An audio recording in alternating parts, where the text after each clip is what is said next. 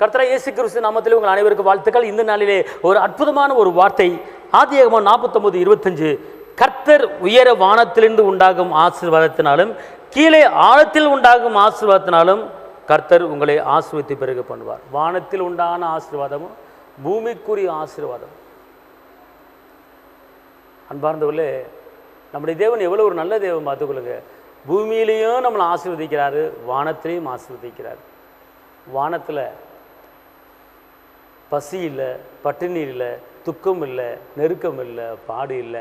அந்த ஆசீர்வாதத்தால் நம்மளை ஆசீர்வதிக்கிறாரு. பூமியிலையும் நம்மளை ஆசீர்வதிக்கிறார்.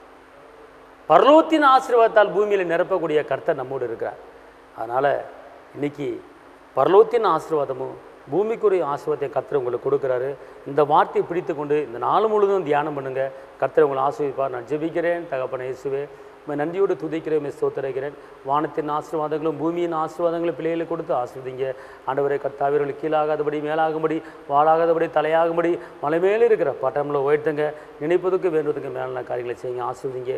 இயேசுவின் நாமத்தில் பிதாவே, ஆமென். கர்த்தர் உங்களை ஆசீர்வதிப்பார். தேவனுக்கே மகிமை. ஹல்லேலூயா.